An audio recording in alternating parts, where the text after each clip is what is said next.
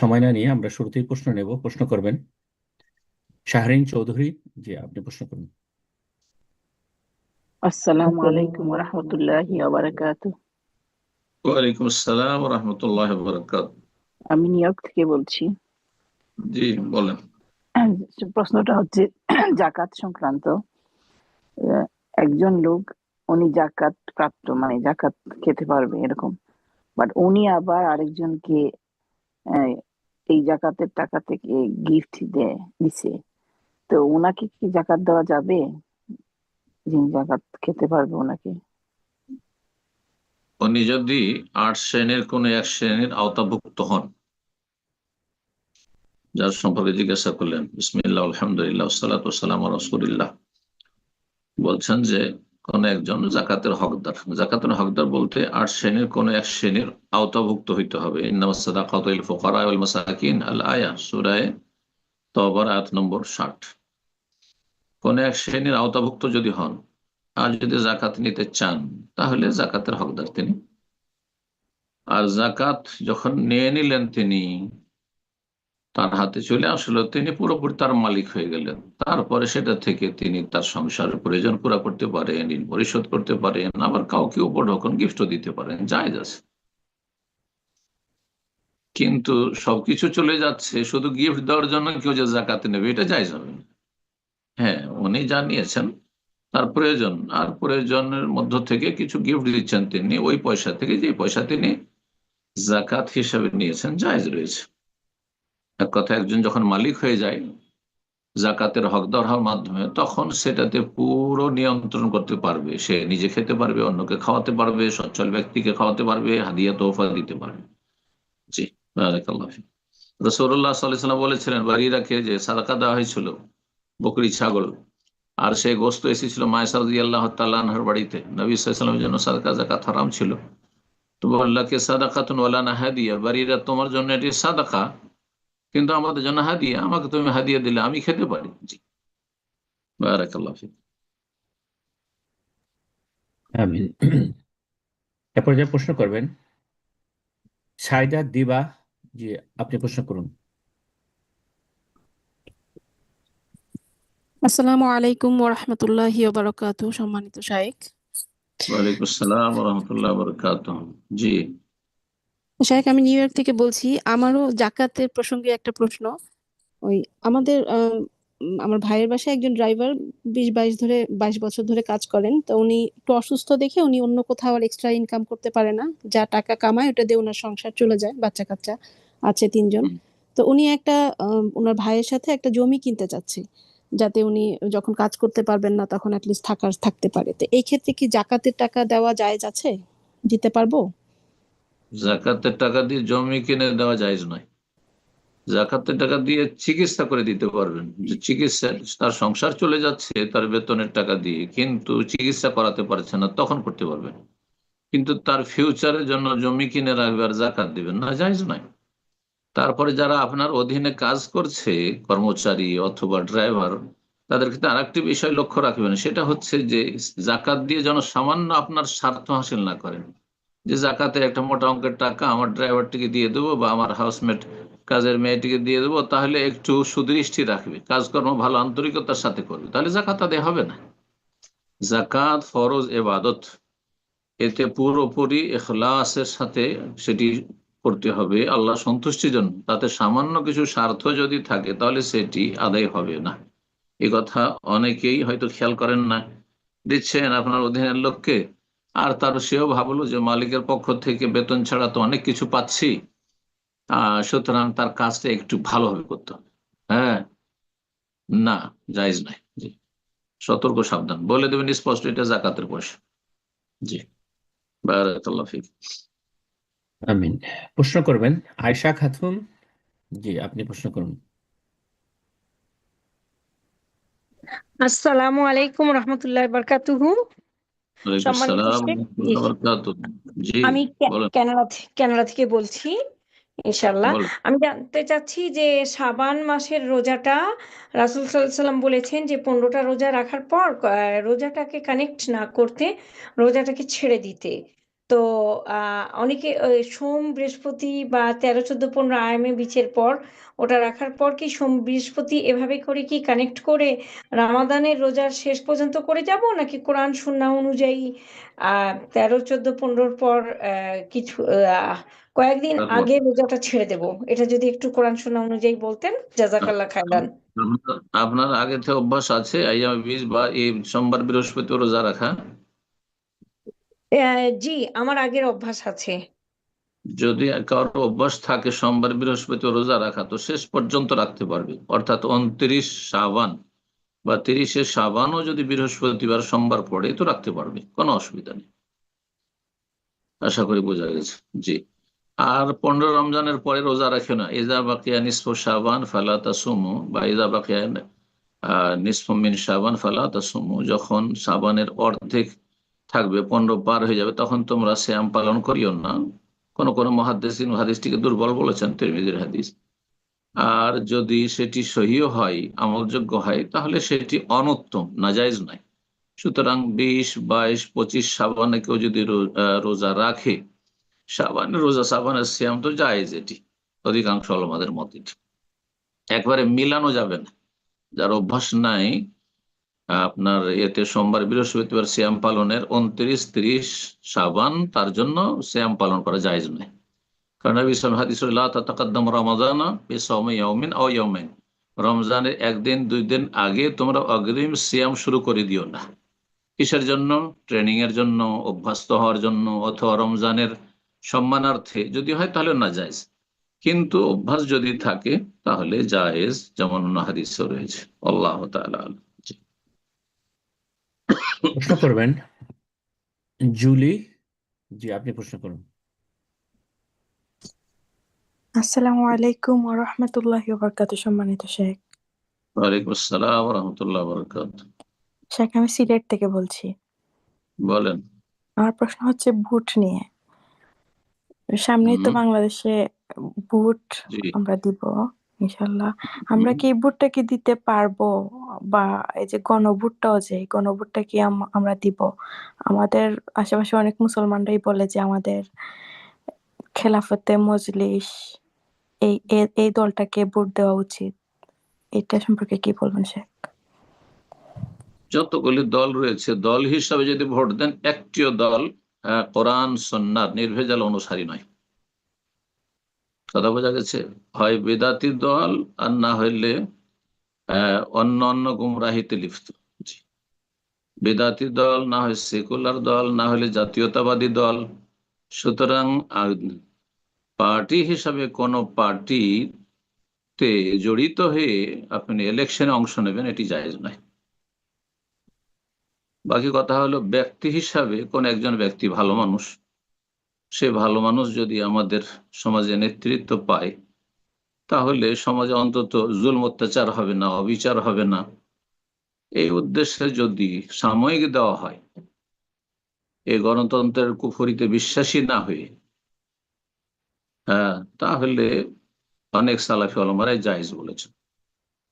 বিষয়টি বড়ই স্পর্শকাতর।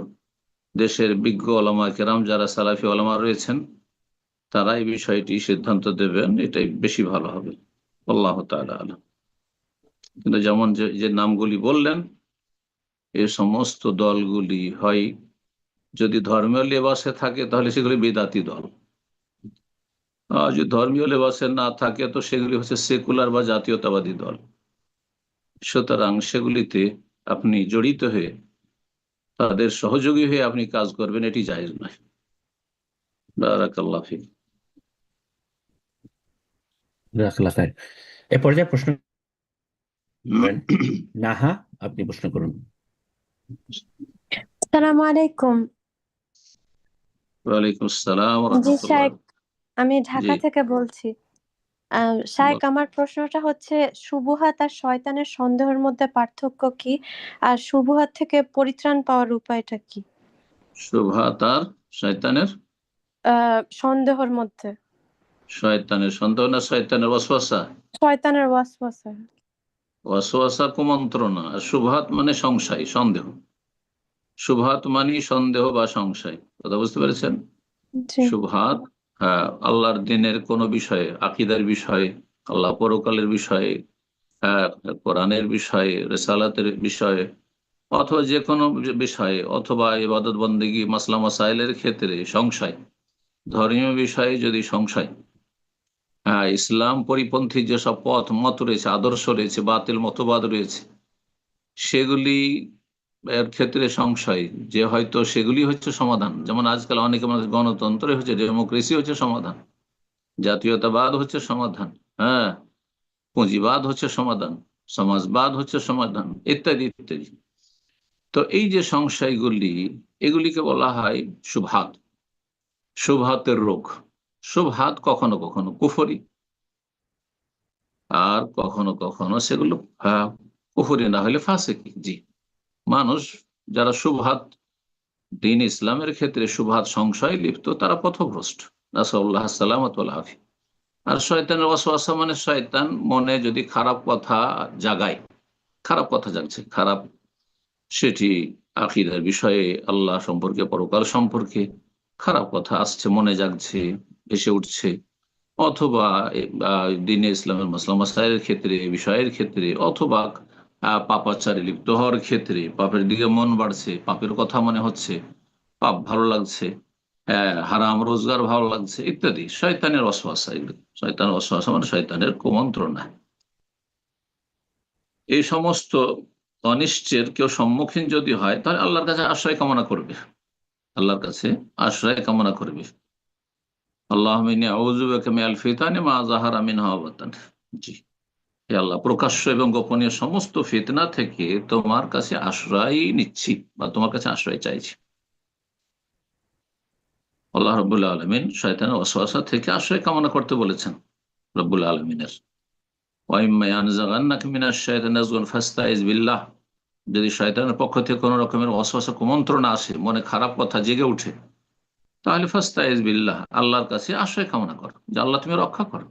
আউযু বিল্লাহ, আউযু বিল্লাহি মিনাশ শাইতানির রাজিম, শয়তানের অনিষ্ট থেকে, দুনিয়ার সমস্ত রকমের ফিতনা, সমস্ত রকমের অনিষ্ট থেকে। জি, আউযু মিন শাররি মা খালাক, আল্লাহ তোমার সৃষ্টির অনিষ্ট থেকে আশ্রয় কামনা করছি।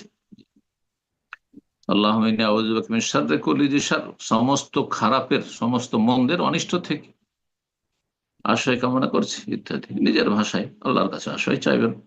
আর যেসব হাদিসে ইস্তেআজা, আশ্রয় কামনার দোয়া রয়েছে, সেগুলি পাঠ করবেন। আর সংশয় সন্দেহ থেকে বেঁচে থাকার জন্য, সংশয় সন্দেহের চিকিৎসা হচ্ছে কোরআন সুন্নাহর গভীর জ্ঞান। দিন সম্পর্কে, ওহী সম্পর্কে যত জ্ঞান অর্জন করবেন, সংশয়ের রোগ থেকে মুক্ত থাকবেন। আর শাহওয়াত, কুপ্রবৃত্তির যদি রোগে কেউ আক্রান্ত থাকে, তাহলে তাকওয়া, নেক আমলের মাধ্যমে, জি, নেক আমলের মাধ্যমে আপনি আপনার শাহওয়াত, কুপ্রবৃত্তির রোগ থেকে মুক্তি লাভ করবেন। ইলমের মাধ্যমে শুবহাত, সংশয়ের রোগ থেকে আপনি মুক্তি লাভ করবেন। আল্লাহুম্মা ইন্নী আসআলুকা ইলমান নাফিআ ওয়া আমালান মুতাকাব্বালা, আর আল্লাহর সন্তুষ্টিমূলক আমলের মাধ্যমে আপনি শাহওয়াত, কুপ্রবৃত্তি রোগ থেকে মুক্তি লাভ করবেন। এই দুটো চিকিৎসা, জি, ইলম এবং আমল চিকিৎসা শাহওয়াত এবং শুবহাতের রোগের। আল্লাহ রাব্বুল আলামিন আমাদেরকে হেফাজত করুন। আমিন। এ পর্যায়ে প্রশ্ন করবেন উম্মু আহনাব। জি, আপনি প্রশ্ন করুন। আসসালামু আলাইকুম রহমতুল্লাহি ওয়া বারাকাতুহু। ওয়ালাইকুম শায়েখ, আমি আসসালাম। ঢাকা থেকে বলছিলাম। জি, বলেন। আমার একটা প্রশ্ন হলো যে, কোনো পর্দানসীন মহিলা তার স্বামী নিকটাত্মীয়র মানে আহ, বিবাহের ক্ষেত্রে, যেখানে কিনা আপনার ফ্রি মিক্সিং আছে বা বাদ্যবাজনাও আছে, মানে মানে অত বেশি দিনদার না, যে ফ্যামিলি গুলোতে যেরকম ভাবে বিয়ে শাদী গুলা হয় আর কি, অনুষ্ঠান করে, আহ গায়ে হলুদ করে, এটা সেটা করে, তো সে যদি সেটাকে টোটালি মানে উপস্থিত হতে না চায়, সেক্ষেত্রে ফ্যামিলি যদি জোরাজুরি করে যে ঠিক আছে আপনি আসেন, আপনি এসে উপস্থিত হবেন না, আপনি আলাদা থাকবেন, আপনি আলাদা রুমে থাকবেন, বাচ্চা কাচ্চা নিয়ে আপনি উপস্থিত হন, অনেক জোরাজুরি করে, সেক্ষেত্রে মানে ওই পর্দানসীন মহিলাটা কিভাবে বাচ্চাকে এবং নিজেকে ওই ফিতনা থেকে রক্ষা করবে, বা তার উত্তরটা কি হওয়া উচিত, কি ধরনের অবস্থান তার হওয়া উচিত? জাযাকাল্লাহু যাবে না, খাইরান। যেখানে ফ্রি মিক্সিং রয়েছে বিবাহ শাদীর অনুষ্ঠানে বা যে কোনো অনুষ্ঠানে, অথবা সেখানে আহ, আহ, গান বাজনা হবে, এক কথা ইসলাম বিরোধী কোনো কিছু হবে, আর সেটা আপনি বন্ধ করতে পারছেন না, তাহলে সেখানে অংশ নেওয়া জায়েজ নয়। যদি তারা আপনার খুব হিতাকাঙ্ক্ষী হয় আর আপনার প্রিয়জন হয়, আপনাকে চাই যে আপনি সেখানে উপস্থিত হন, তাহলে বলবেন যে পাপগুলি বন্ধ করে দাও, আমি চলে আসছি। আপনার মাধ্যমে আল্লাহ যদি সেখানে সেই মজলিসকে বা সেই অনুষ্ঠানকে পাপ মুক্ত করে, এটি বড় পাওয়া এবং আল্লাহ সন্তুষ্টির কাজ, তাহলে যাবেন। আর যদি না আমরা পাপ করতে থাকবো, আপনি ঘরে লুকিয়ে থাকেন, তাহলে তো আপনি দুর্বল। হ্যাঁ, ইসলাম দুর্বল বাতিলের কাছে, না, কখনো যাবেন না সেখানে। জি, কখনো যাবেন না। আল্লাহ হেদায়েত দান করুন, আল্লাহ হেফাজত করুন। কারো কথা শুনবেন না, স্বামীর কথা শুনবেন না সেখানে। জি। প্রশ্ন করবেন আম, সাইম, আপনি প্রশ্ন করুন। আসসালামু আলাইকুম শাহেক, বাংলাদেশ থেকে বলছিলাম। ওয়ালাইকুম আসসালাম রহমতুল্লাহ বরকাত। জি। এক প্রশ্ন হচ্ছে যে শহরে থাকলে তো মসজিদগুলোতে যে ইমামরা নামাজ পড়ায় তাদের তেলাওয়াত শুদ্ধ, কিন্তু গ্রামের যখন বাসায় যাই তখন যে আগের মুরব্বীরা নামাজ পড়ায় তারা হচ্ছে দুই হা একই মতো পড়ে এবং ওরা দলিন একবার যার মতো জল্লিন পড়ে দেয়। সেক্ষেত্রে তাদের পিছনে তো নামাজ পড়বো না, তো 5 ওয়াক্ত নামাজে কি ঘরে পড়বো নাকি জোহর এবং আসর তাদের পিছনে পড়তে পারবো? ঘরে পড়ার পরামর্শ দেব না, সেখানে গিয়ে আপনি আপনার ভূমিকা থাকা উচিত। গিয়ে আপনি তাদেরকে শেখান, কোরআন শেখান, অথবা তাদের বলেন যে আমি নামাজটা পড়িয়ে দিই। হুম, নামাজটা আমি পড়িয়ে দিই যদি আপনি ভালো তেলাওয়াত জানেন। আর আপনি আপনি নিজেও ভালো জানেন না আর তাদের পিছনে পড়বেন না, তো আপনার নিজের নামাজটাও তো চিন্তা করতে হবে। অনেক ভাইরা এরকম আছেন যে নিজে হয়তো ভাবছেন যে ও জল্লিন পড়ে দিল তো বড় ভুল করে দিল, হা, হা আর হাই পার্থক্য করছে না, বড় ভুল করে দিল, কিন্তু নিজেই হয়তো শুদ্ধ পড়তে জানেন না। তাহলে আপনি ঘরে পড়বেন, ওইটা আবার কেমন হবে? ওটা তো একই অবস্থা। কথা বুঝতে পারছেন? তো ওদের ভালোভাবে বলবেন যে আহ, আপনারা, ঠিক আছে, আমি নামাজটা পড়ি, যদি দায়িত্ব ভালো। যেমন আমরা অনেক সময় দেখেছি যে বাইরের বেশি শিক্ষিত মানুষ আসলে আমাদের গ্রামাঞ্চলের ইমামরা তাকে এগিয়ে দেয় যে আপনি নামাজটা পড়িয়ে দেন বা তুমি নামাজটা পড়ো। মাদ্রাসার ছাত্র যখন ছিলাম, আমাদের মসজিদের ইমাম তো আছেই, কিন্তু সে ইমাম আত্মীয় স্বজন তারা তারা আমাদেরকে দিয়ে নামাজ পড়িয়ে নিত। জি। কিন্তু আমরা যখন থাকলাম না, তারাই পড়াইতো। তো এরকমটা হলে অসুবিধা নেই। আর আপনি ঘরে নামাজ পড়বেন, তারা ভুল পড়ে, সেই জন্য এটা ঠিক হবে না। তারপরে ভুলগুলি কি ধরনের? এমন ভুল যে লাহানে জালি, এমন ভুল যাতে অর্থ একবারে পাল্টে যাচ্ছে। আর সূরা ফাতিহাতে ভুল, অন্য সূরায় নয়, সূরা ফাতিহাতে ভুল, তাহলে জায়েজ নয় ইবতিদা। কিন্তু অন্য অন্য সূরায় ভুল, সূরা ফাতিহাটা মোটামুটি শুদ্ধই পড়ছে, অন্য সূরায় ভুল, অন্য সূরা পড়া সুন্নাত, ভুল করলেন, আপনাকে তার পিছনে সালাত পড়তে হবে। বারাকাল্লাহ ফিক। আমিন। প্রশ্ন করবেন উম্মে হালিমা, জি, আপনি প্রশ্ন করুন। আসসালামু আলাইকুম রহমতুল্লাহ বারাকাতু। সম্মানিত শায়েখ, আমি আমেরিকা থেকে বলছি। জি, বলেন। জি, অ্যাডমিন ভাইদেরকে একটু রিকোয়েস্ট করতে চাচ্ছি, দয়া করে অনেক সময় তাড়াতাড়ি মানে মিউট হয়ে যায়, প্রশ্নটা অনেক সময় কমপ্লিট সম্ভব হয় না, যেহেতু আমরা অনেক কষ্ট করে লাইনে থাকি, আলহামদুলিল্লাহ সুযোগ পাই। তো শায়েখ, আমার প্রশ্ন আজকে তিন কুলের সূরার যে আমল এটা সম্পর্কে। আহ, যে আলহামদুলিল্লাহ আমরা জানি যে সকাল সন্ধ্যা তিন কুলের পড়ার যে আমলগুলো সেটা, এবং রাতের বেলা ঘুমানোর আগে রাসূল সাল্লাল্লাহু আলাইহি ওয়াসাল্লাম তিন কুল পরে হাতে ফু দিয়ে যে শরীর মাসে করতেন, এবং উনার মৃত্যুর আগের যন্ত্রণা কমানোর জন্য উনি আয়েশা রাদিয়াল্লাহু আনহাকে এটা বলেছিলেন। তো এই ঘটনাগুলাকে দলিল হিসেবে নিয়ে আমরা কি এটা নিয়মিতভাবে করতে পারি কিনা? যেমন প্রায়ই বিশেষ করে আমি শারীরিক ও মানসিকভাবে খুবই অস্থিরতার ভিতর থাকি। সেটা হয়তো বয়সের কারণে, জি, এবং মানে পড়তে বসলে বসতে পারি না, কনসেন্ট্রেশন রাখতে পারি না, প্রচুর ভুল হচ্ছে, ভুলে বা যাচ্ছি। আহ, ডাক্তার হয়তো ওইভাবে কোনো রোগ পাচ্ছে না, কিন্তু মানে অলমোস্ট বেডে থাকতে হচ্ছে। তো এইগুলাকে কি আমি দিনের ভিতরে হয়তো 3-4 বারও এরকম অস্থিরতা কাজ করতেছে, তো আমরা কি এইভাবে যখন খারাপ লাগতেছে আমি তিন কুল পরে হাতে ফু দিয়ে শরীরটা মাসা করে নিতে পারবো, যে যন্ত্রণা কমার জন্য বা কিছু? অথবা এখানে আমরা আয়াতুল কুরসিও অ্যাড করতে পারবো কিনা, লাইক প্রোটেক্টিভ হিসেবে? এটা কিভাবে, একটু দয়া করে যদি বলতেন যে তিন কুলের সার্বিক মানে অ্যাপ্লাইটা কিভাবে আমরা করতে পারি আর কি। জাযাকাল্লাহ ভাইরা। বারাকাল্লাহু ফিক। এখন যদি আপনি অসুস্থ থাকেন, সে মানসিক শারীরিক যে কোনো অসুস্থতা থাকে, সেই অসুস্থতায় যদি আপনি একাধিকবার সূরা ইখলাস, ফালাক, নাস এগুলি পড়ে আপনি রুকিয়া করেন, তাহলে তো ঠিক আছে, তাহলে ঠিক আছে, অসুবিধা নেই। জরুরি নয় যে সকাল সন্ধ্যায় শুধু পড়তে হবে আর ঘুমের সময় পড়তে হবে আর অন্য সময় পড়তে হবে না, এমন কথা নেই। বুঝতে পেরেছেন? পড়তে পারবেন দিনে 2 বার 3 বার 4বারও যদি হয়, অসুবিধা নেই, পড়তে পারবেন আর রুকিয়া করতে পারবেন। কিন্তু পারবেন না কোনটা, যেটা হচ্ছে যে আমি অগ্রিম কিসের জন্য, নিজের প্রোটেকশনের জন্য। না, অনেক ভাই বোনের এই ধরনের কাজ করেন, বাচ্চাদেরকে নিয়ে ডেলি রুকিয়া করেন, সকাল সন্ধ্যার জিকির আজকার পড়ে ছেলে মেয়েকে রুকিয়া করেন। এটা জায়েজ নয়, কারণ নবী সাল্লাল্লাহু আলাইহি ওয়াসাল্লাম সাহাবায়ে কেরাম এমনটা করেননি। সকাল সন্ধ্যার জিকির গুলি দিয়ে ছেলে মেয়েকে রুকিয়া করবেন এমনিতে, অথচ আপনার ছেলে মেয়ে সুস্থ আছে।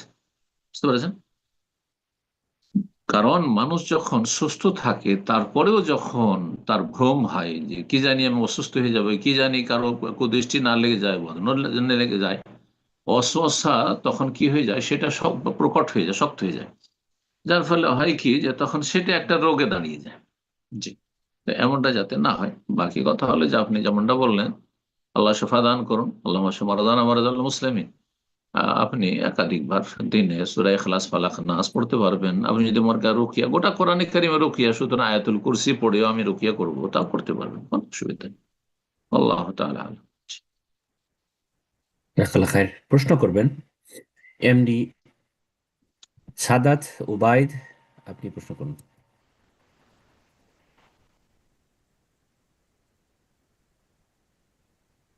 এমডি সাদাত উবাইদ, জি প্রশ্ন করুন। আসসালামু আলাইকুম ওয়া রাহমাতুল্লাহি ওয়া বারাকাতুহু।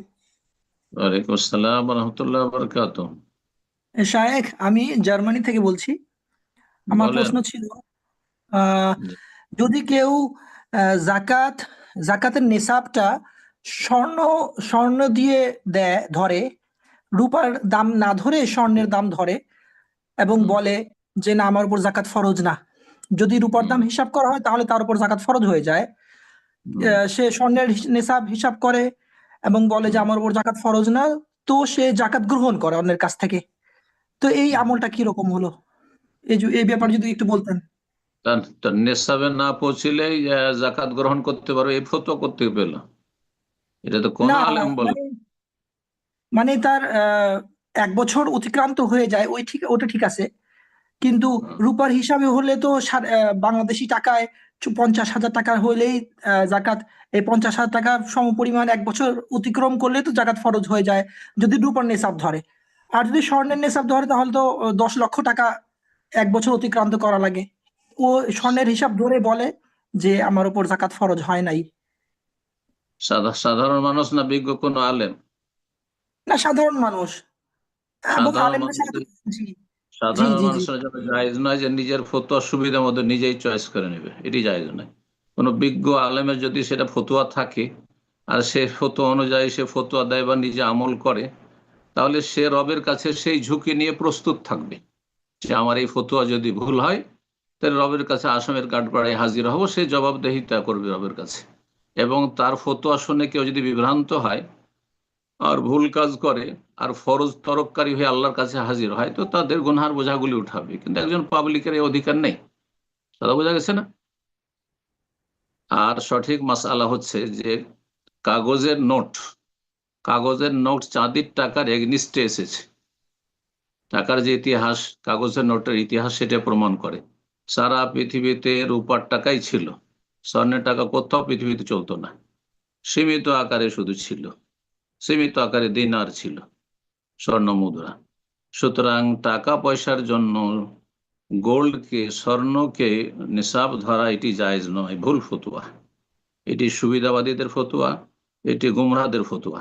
আল্লাহ হেদায়েত দান করুন। জি, জাযাকুমুল্লাহ খাইর। বারাকাল্লাহ ফিক। প্রশ্ন করবেন মোহাম্মদ শাহিন আলম, জি আপনি প্রশ্ন করুন।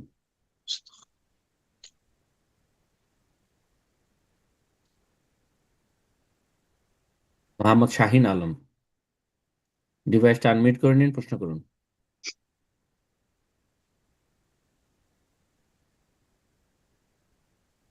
এ পর্যায়ে প্রশ্ন করবেন ইমার ইব্রাহিম।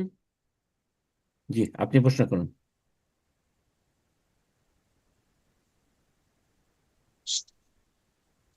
ইমার ইব্রাহিম, ডিভাইসটা আনমিউট করে প্রশ্ন করুন।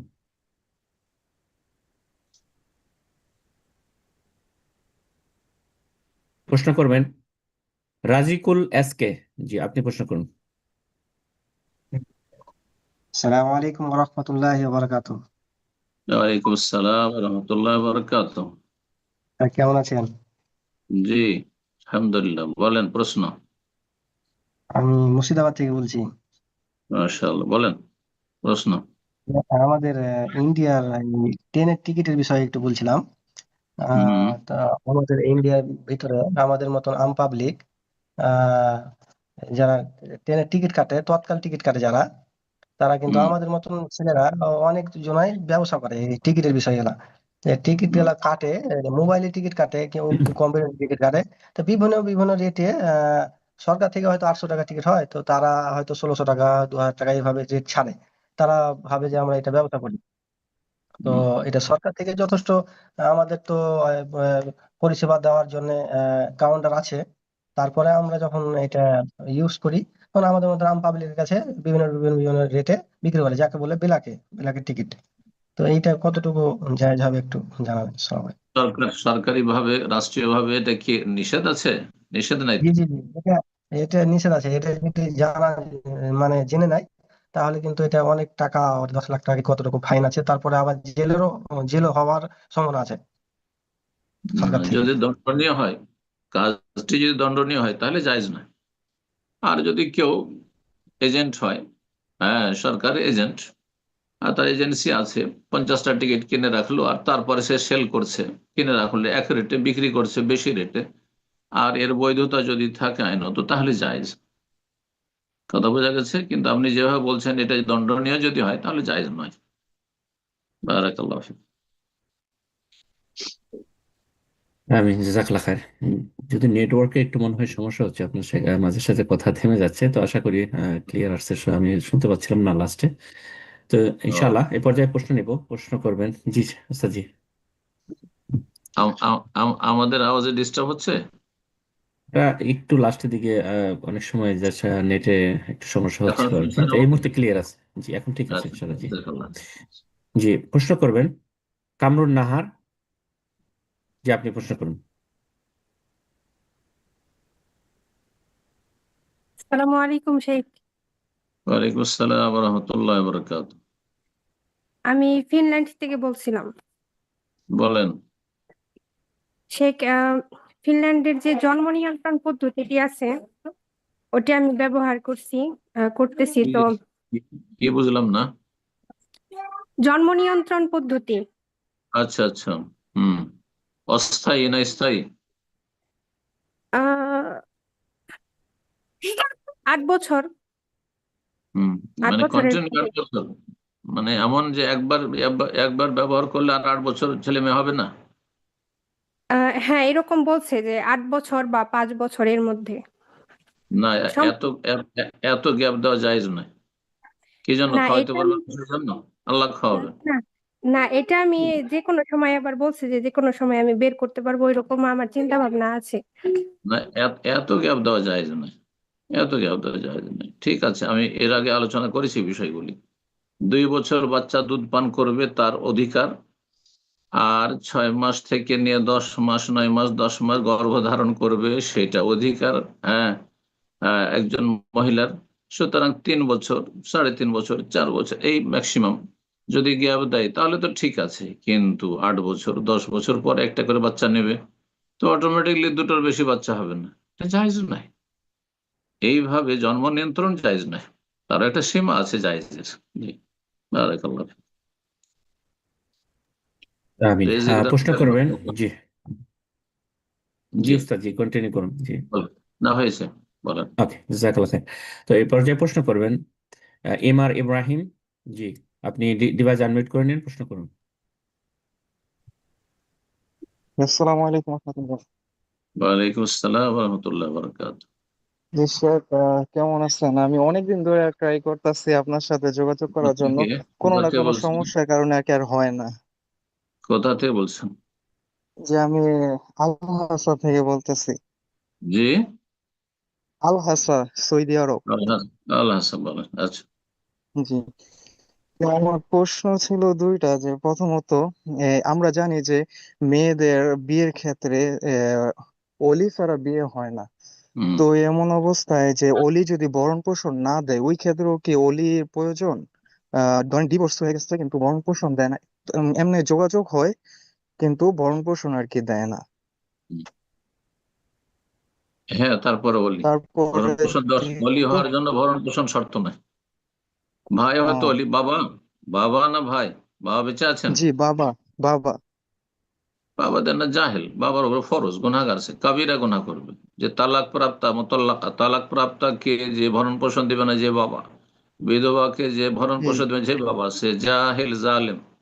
ইন্নাহু কানা যালুমান জাহুলা, তার উপর ফরজ কিয়ামতের দিনে জাহান্নামে যেতে হবে। জি, আল্লাহ হেদায়েত দান জি। করুন। এমন তো অবস্থায়ও মানে অলি নামাজি, থাকবেই। নামাজি না বেনামাজি?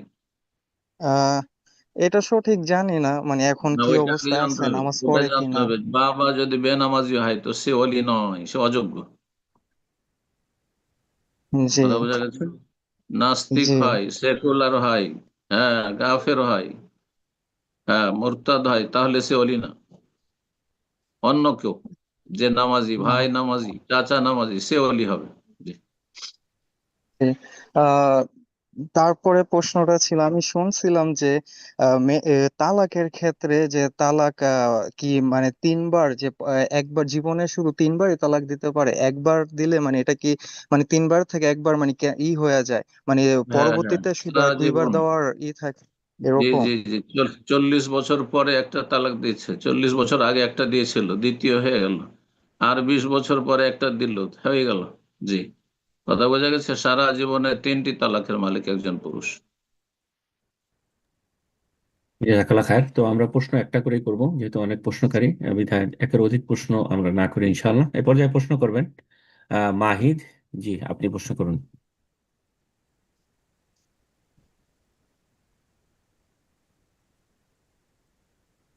জি, আপনার ডিভাইস আসসালামু আনমিউট আলাইকুম। হয়েছে, প্রশ্ন করুন। জি। ওয়ালাইকুম আসসালাম রহমতুল্লাহ বরকাত। জি, শাহেক, ঢাকা বাংলাদেশ থেকে বলছিলাম। বলেন।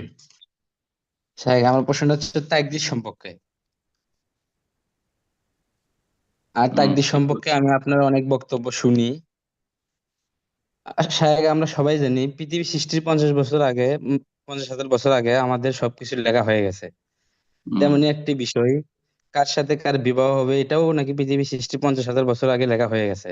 এখন আমার প্রশ্ন, বিবাহ তো, আমার কথাই বিবাহ বলি। কেন, আপনি এই যে আজকে হ্যাঁ, কথা বলছেন, আজকে এত তারিখ কথা বলে, এটাও লেখা আছে। আচ্ছা, কতক্ষণ কয় এখন সেকেন্ড আমার কথা বলে, এটাও লেখা আছে সব। ইন্না কুল্লা শাইইন খালাকনাহু বিকাদার। প্রশ্ন কি তাই বলেন? মানে জি। আমার প্রশ্ন হচ্ছে, আমার কার সাথে বিবাহ হবে এটা কি আল্লাহ নিজেই লিখে রাখছে, আল্লাহর নিজের ইচ্ছায়, নাকি এটা আমার হ্যাঁ, ইচ্ছা ও কর্মের উপর নির্ভর করে লিখে রাখছে? আল্লাহুল মানে শুধু এই মাকাদিরা, বিষয়টা স্পষ্ট আর ওটাও ক্লিয়ার করে লেখা আছে। বলেন। তো বিয়ে শাদী, এটা তো আমাদের দেশের সাধারণ জাহিলরা বলে যে বিয়েটা তকদিরের ব্যাপার। মনে হচ্ছে তার খাওয়া দাওয়া, আরে একটা দানা, একটা ভাতের দানা আপনার পেটে যাবে, হজম হবে কিনা, গিলতে পারবেন কিনা, ওইটাও লেখা আছে। না মুখে চকলেটটা থেকে যাবে, মারা যাবেন, তাও লেখা আছে। সব লেখা আছে। জি। বললাম তো সূরা কামারের আয়াত, আল্লাহ বলছে ইন্না কুল্লা শাইইন খালাকনাহু বিকাদার। নিশ্চয়ই সমস্ত কিছু, সব কিছুই আল্লাহ বলছেন যে আমি ইন্না কুল্লা খালাকনাহু, সৃষ্টি করেছি, বেকাদার, তকদিরের সাথে। জি। কোরআন সুন্নাহ যেভাবে এসেছে তকদিরে বিশ্বাস রাখবেন, আপনার কর্ম স্বাধীনতা আছে এটাও বিশ্বাস রাখবেন। আপনার কাজের স্বাধীনতা তকদিরের পরিপন্থী নয়। তকদির আপনাকে বাধ্য করেনি, আপনার শরীরে গায়ে শক্তি ক্ষমতা আছে। জি, বারাকাল্লাহ ফিক। জাজাকাল্লাহ খায়ের। জি উস্তাদজি, আপনি যে প্রশ্নটা আসলে করতে চাচ্ছেন যে এই লেখনীটা কি এটা আল্লাহ সুবহানাহু ওয়া তাআলার ইচ্ছায় হয়েছে না আমাদের কর্মের কারণে হয়েছে, এটাও নিয়ে একটু স্পষ্ট আল্লাহর হতে ইচ্ছে। চাচ্ছেন হ্যাঁ, আমাদের। তকদিরের চারটি স্তর। তকদির সম্পর্কে উনি আরো ভালো করে লেখাপড়া করো। তকদিরের চারটি স্তর, একটি হচ্ছে মাশিয়াতুল্লাহ, আল্লাহর চাওয়া। আল্লাহর চাওয়ার বিরুদ্ধে হয় না। হ্যাঁ, আপনি চেষ্টা করতে পারেন, আপনি কর্ম করবেন, কিন্তু আল্লাহ না চাইলে সেখানে বিয়ের মজলিসে গিয়েও বিয়ে ভেঙে যাচ্ছে, হচ্ছে না? জি। জাযাকাল্লাহ খায়ের। প্রশ্ন করবেন রাহাত। জি, আপনি প্রশ্ন করুন।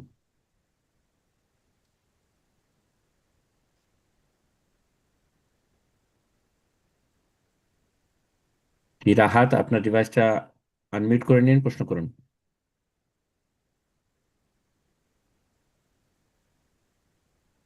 ওকে, পর্যায়ে প্রশ্ন করবেন রাহাত খন্দকার, আপনি প্রশ্ন করুন।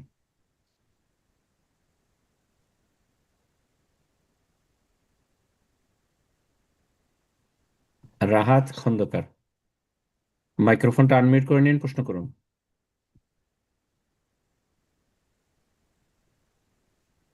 আমরা অন্যজনকে সুযোগ করে দিচ্ছি, প্রশ্ন করবেন মোহাম্মদ সাঈদ। জি, আপনি প্রশ্ন করুন।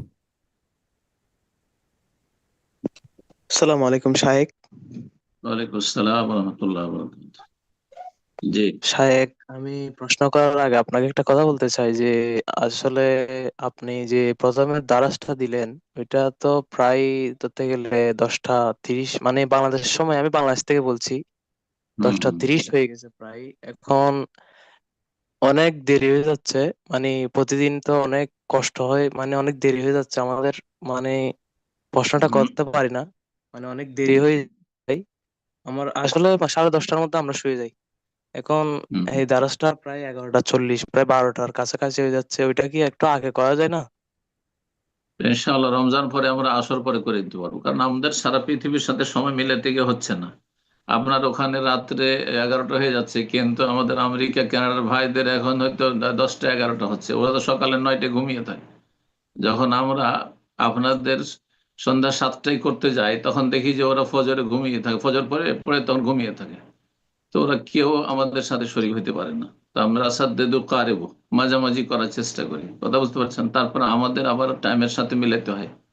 আমাদের হয় আসর পর হইতে হবে, না হয় এশা পর হইতে হবে। মাগরিব এশার মাঝখানে আমাদের সৌদি আরব মাত্র 1 ঘন্টা টাইম থাকে, 1 ঘন্টাও থাকে না। আমাদের প্রোগ্রাম জি 1.5 ঘন্টা, 16 ঘন্টা, 1 ঘন্টা 20 মিনিট থেকে 1.5 ঘন্টা। আর মাগরিব জি এশার স্যার, মাঝে একটু সময় তাড়াতাড়ি সৌদি আরবে করলে যত, ভালো হয়, ওইটা আমাদের জন্য হ্যাঁ, ভালো হয়, ওই কারণে আপনাকে একটু পরামর্শ দিলাম স্যার। ভুল ওইভাবে ভ্রান্তি সময় হলে মাফ মেলানো। করবেন। এখন আপনার একজনের একটা উপকারিতা, আর আমরা বৃহৎ স্বার্থে অনেকের উপকারিতা, সব দিক মিলিয়ে দেখতে হয় আমাদেরকে। যার ফলে একটা দিন কষ্ট করে, ঠিক আছে 10টা 10:30টায় শুয়ে যাবেন, কিন্তু একদিন একটু কষ্ট করে রাত জেগে নেবেন, সমস্যা নেই। কথা বোঝা গেছে? জি জি সকালে শায়েক। সকালে ডিউটি যদি না থাকে তো সকালে একটু ঘুমিয়ে নেবেন। জি, বারাকাল্লাহ জি ফিক। শায়েক। তো শায়েক, আমার আমরা সব, প্রশ্নটা হলো, আমরা রমজান পরে, আর যখন আমাদের সৌদি আরবের আসরের পরে করব, 4:30 5টার দিয়ে করব, তখন আপনাদের আবার 5 3 8টা, রাত্রি 8টার দিয়ে বাংলাদেশে হবে হয়তো, বুঝতে পেরেছেন? জি জি শায়েক। কিন্তু আমরা শায়েক, এখন ওই এই সময়টা মিলাতে পারি না। তো আমাদের বছরে যেন দুটো সময় করতে হয়।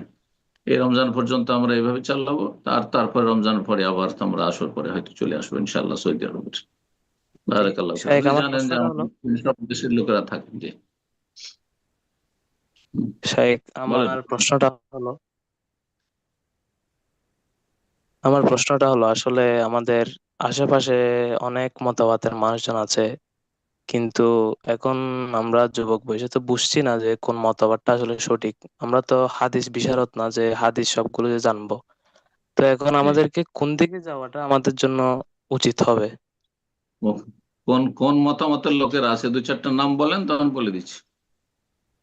এই যে মনে করেন আহলে সুন্নাত ওয়াল জামাত আছে, কিছু আবার আহলে খুব সুন্নাত জামাত বলতে মিথ্যাবাদী কোন আছে। আহলে সুন্নাত? ওই মাজারপন্থী আহলে সুন্নাত ওয়াল জামাত? আবার আহলে জি সুন্নাত বাংলাদেশ ভারত পাকিস্তানে 2 রকম আছে। একটা তৌহিদ সুন্নাহর অনুসারী আহলে সুন্নাত ওয়াল জামাত, একটা হচ্ছে মাজার ভক্ত আহলে সুন্নাত ওয়াল জামাত। তা আপনি কোন সুন্নির কথা বলছেন? মাজার ভক্ত আহলে সুন্নাত ওয়াল জামাতের কথা বলছিলাম শাইখ। এটা বড় শিরকি আকীদায় লিপ্ত, নাসারুল্লাহ সালামাত ওয়াল আফিয়া। তাদের থেকে পুরোপুরি বেঁচে থাকবেন ফরজ। জি, আর বাকি বলেন আর কি আছে? এই মনে করেন দেওবন্দ আছে, দেওবন্দ কওমি আকিদার কিছু মানুষ আছে। এদের মধ্যে বহু বিদাত আছে, সুফিজম আছে। জি, জি, তো তাদের তরিকা এখন থেকে জি শায়েখ, এখন আমি আসলে কোন আকিদা অনুযায়ী জীবন যাপন করব? আর কোন তরিকা আছে বলেন দু একটা। আপনার আশেপাশে না বলছেন, তো আশেপাশে আর কি আছে বলেন? আশেপাশে এই দুটোই। মূলত এই দুইটাই মূলত মানে বিশেষ করে প্রচলিত। এখন দুইটির মধ্যে কোনটাতে যাওয়া আমার জন্য বিশেষ করে মওদুদি ভক্তরা নেই, জামাত ইসলামের জি লোকেরা নেই? আছে, আছে, জি আছে, মানে ক্ষমতায় যাওয়া বলছে। জি আছে, আছে, অনেক আছে। এটাও ইসলামের রাজনৈতিক ব্যাখ্যা। তাদের থেকে বেঁচে থাকবেন। যদি জি, সরল তো পথ এখন পেতে হয়, আমরা আসলে কোন পথে যাওয়াটা আমাদের জন্য উত্তম হবে? থাকবেন। ফাতাজিলিল ফিরাকা কুল্লাহা, এই সমস্ত ফিরকা থেকে বেঁচে থাকবেন, কোরআন সুন্নাহর অনুসারী হবেন। জি, আহলুল হাদিস সালাফিদের সাথে থাকবেন যেখানে থাকেন। বারাকাল্লাহু ফিক। জাজাকাল্লাহ খায়ের উস্তাদজি। আজকে অনেক সময় হয়ে গেল, তো আশা জি, করা যায় এখানে শেষ করা যাক। আজকে আর প্রশ্ন না নিই, ইনশাআল্লাহ দোয়া করে শেষ করে দেন। ইনশাআল্লাহ বাকি যারা হয়তো হ্যান্ড রেজ করেছেন, প্রশ্ন করতে পারলেন না সময়ের অভাবে, ইনশাআল্লাহ আগামী সপ্তাহে তাদের প্রশ্নগুলো আমরা নেব ইনশাআল্লাহ। জাযাকাল্লাহ খায়ের। জাযাকুমুল্লাহ খায়ের, বারাকাল্লাহু ফিক। আল্লাহ রাব্বুল আলামিনের কাছে দোয়া করি, আল্লাহ রাব্বুল আমাদেরকে উপকারী জ্ঞান দান করেন, নেক আমলে তৌফিক দান করেন, এবং সমস্ত রকমের বিভ্রান্তি থেকে, গুমরাহি থেকে, অনিষ্ট থেকে আল্লাহ বেঁচে থাকার তৌফিক দান করেন, বাঁচিয়ে রাখেন। ربنا آتنا في الدنيا حسنة وفي الآخرة حسنة وقنا عذاب النار. ربنا ظلمنا أنفسنا وإن لم تغفر لنا وترحمنا لنكونن من الخاسرين. ربنا هب لنا من أزواجنا وذرياتنا قرة أعين واجعلنا للمتقين إماما. وصلى الله وسلم على نبينا محمد وعلى آله وصحبه أجمعين.